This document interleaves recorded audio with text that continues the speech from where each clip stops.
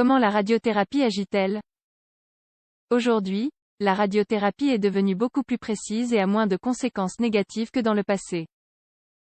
Ce traitement s'utilise pour détruire les cellules cancéreuses à travers l'application de haute radiation. La radiothérapie est un traitement oncologique. Elle se base sur l'utilisation de radiations ionisantes comme des rayons gamma, des protons et des particules alpha. Cette technique s'appuie sur une haute fréquence pour détruire les cellules cancéreuses. L'Institut national du cancer l'a défini comme un traitement qui se base sur de hautes doses de radiation afin de détruire et de réduire des tumeurs.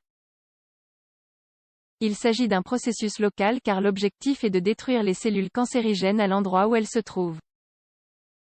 Ce traitement se pratique depuis un siècle. Les progrès de la physique, de l'oncologie et de l'informatique ont permis de beaucoup avancer dans cette spécialité. Il se reflète d'ailleurs à travers l'amélioration technologique des équipements au niveau de la qualité et de la précision. Comment fonctionne la radiothérapie? La radiothérapie consiste à utiliser beaucoup d'énergie pour endommager l'ADN des cellules cancéreuses, produisant ainsi de petites failles à l'intérieur de ces dernières. De cette façon, elles ne peuvent plus se diviser et grandir. La radiation est efficace car elle s'applique de façon localisée sur les cellules oncologiques. Celles-ci se reproduisent plus rapidement que les cellules normales et ne peuvent pas réparer les dommages dont elles souffrent de façon efficace. S'il est vrai que les cellules normales sont aussi touchées par la radiothérapie, elles peuvent malgré tout guérir entre les sessions. Ce processus se fait sur plusieurs jours ou semaines car une seule application ne suffit pas pour aboutir à une mort cellulaire. Une fois que la capacité reproductive des cellules cancéreuses a été détruite, le corps s'en libère de façon naturelle, elles se décomposent et l'organisme s'en débarrasse. Qui sont ceux qui appliquent ce traitement? Au cours du traitement par radiothérapie, plusieurs professionnels de la médecine interviennent. En général, on retrouve des personnes comme l'oncologue radiothérapeute, c'est le médecin qui supervise tout le traitement par radiation contre le cancer car il est formé pour l'administrer de façon adéquate. Le radiophysicien, c'est un physicien spécialisé en radiation. Sa fonction est de garantir que l'équipe qui émet les rayons fonctionne correctement et que la dose adéquate de rayons soit administrée. Le technicien dosimétriste, il s'agit de la personne qui aide le médecin et le radiophysicien à planifier le traitement. Le radiotechnicien, c'est la personne chargée de faire fonctionner le matériel de radiation et de donner des indications aux patients. L'infirmier radiothérapeute, elle a une formation spéciale en radiothérapie pour assister le patient et fournir des informations. Il faut ici souligner que le traitement varie selon le type de radiothérapie que l'on doit appliquer. Les types de radiothérapie les plus employés sont les suivants. Interne, si la source de radiation est placée dans le corps. Externe, quand les rayons sont dirigés de l'extérieur du corps vers la tumeur. Systémique, si on a recours à des médicaments radioactifs. Effets secondaires de la radiothérapie.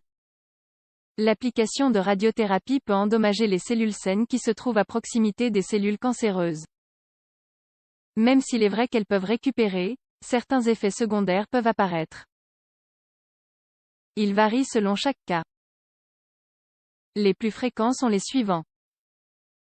Problèmes de peau, sécheresse, démangeaison ou desquamation, ainsi qu'une formation d'ampoules. Ces problèmes ont tendance à disparaître au bout de quelques semaines. Fatigue, impression d'être tout le temps fatigué. Les effets secondaires sont liés à la partie du corps qui a reçu une dose de radiation. Tête et cou, on peut retrouver une sécheresse et des plaies dans la bouche et sur les gencives, ainsi que des difficultés à avaler, des mandibules rigides, des nausées, des caries ou un type d'inflammation du nom de lymphœdème. Thorax, il est possible de voir surgir des difficultés à respirer ou à avaler, des douleurs au niveau des seins ou des tétons, des épaules rigides, de la toux, de la fièvre et une plénitude thoracique, aussi appelée pneumopathie radique et fibrose par radiation. Estomac et abdomen, on retrouve des nausées, des vomissements ou de la diarrhée. Pelvis, diarrhée, saignement rectal, incontinence, irritation de la vessie, dysfonction érectile et plus faible dose de sperme chez les hommes. Ce sont des altérations habituelles.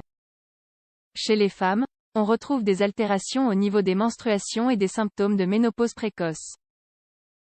Recommandations générales si vous devez suivre ce traitement.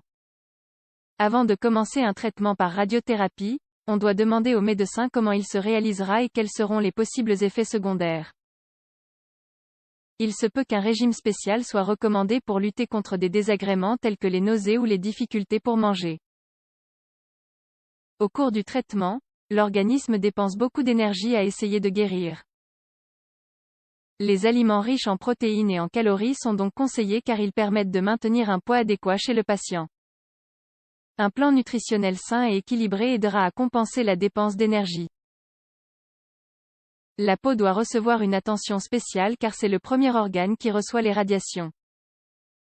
Il n'est pas conseillé d'utiliser des crèmes ou autres produits sans d'abord consulter un médecin.